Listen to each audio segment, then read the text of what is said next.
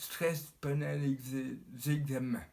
Déjà, peut-être rappeler un truc basique, c'est même si l'examen est hyper important, notre vie n'est pas en jeu. Je dis ça parce que le philosophe Pascal, il dit que même le plus grand des philosophes placé sur une planche sur le vide, il panique, il a le vertige alors que il n'y a aucun danger. Tout le défi, et là c'est pas carburer à la volonté, mais c'est le cas de dire faire un saut dans le vide. Moi, avec le handicap, par exemple, plus je veux contrôler les mouvements, plus ça part en vrille. Et ce qui m'aide quand je dois me concentrer, par exemple, chez le dentiste ou à une opération, c'est m'imaginer être le Dalai Lama. Je suis le Dalai Lama, je passe l'examen, voilà, je suis le Dalai Lama, je suis chez le dentiste. Autrement dit, plutôt que carburer à l'effort, je dois me concentrer, essayer de revenir au présent. Ce qui est important aussi en méditation, on apprend ça, c'est des trucs tout bêtes. Revenir quand le cerveau s'emballe à la sensation, aux pieds sur le sol, aux fesses sur le siège. Et c'est pas une recette, c'est vraiment revenir au réel, parce que lors d'un examen, c'est pas le réel qui fait peur, c'est les projections. Et ce qui nous ancre dans le réel, c'est le retour au sens. Voilà pour la théorie, et je vous souhaite à toutes et à tous d'excellents examens dans la détente. On peut penser aux Dalai Lama, mais on peut penser à quelqu'un qui vous inspire. Voilà, comment il ferait à ma place. C'est ce qui m'aide, sans me nier ce que je suis, mais voir qu'il y a une autre manière d'aborder l'examen que celui de la panique. Et en gros, on fait ce qu'on peut, il ne faut pas non plus se mettre une exigence implacable.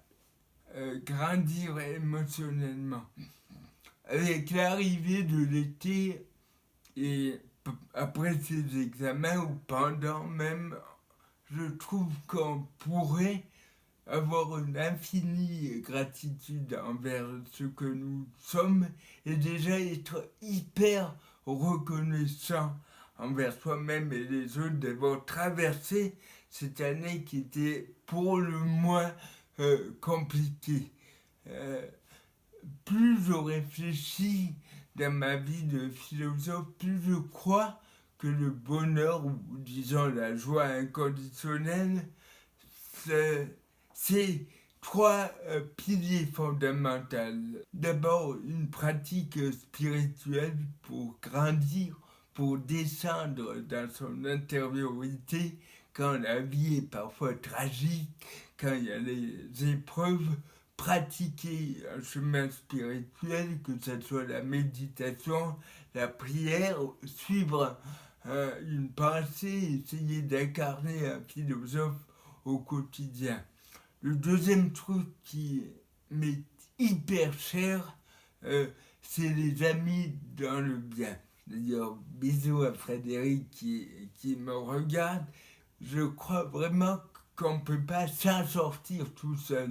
C'est pas qu'on est dépendant de l'autre, mais c'est qu'on progresse, qu'on grandit intérieurement, qu'on s'ouvre, qu'on se libère à côté des autres parmi eux. Et le troisième pilier, donc après la pratique spirituelle, l'amitié dans le bien, c'est inscrire sa vie dans la générosité. J'ai souvent cité Nietzsche qui dit que chaque matin on pourrait se lever en se demandant à qui ce jour-là on peut faire plaisir.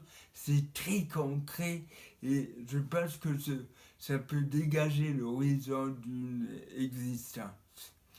Merci à toutes et à tous, vraiment, c'était pour moi le cadeau d'une confiance. C'est pas facile d'appliquer la philosophie au quotidien sans faire pontifiant ou grandiloquent. Moi, la philo, ça m'aide à vivre au quotidien. Je vous souhaite un été dans la gratitude, dans le repos, dans la détente.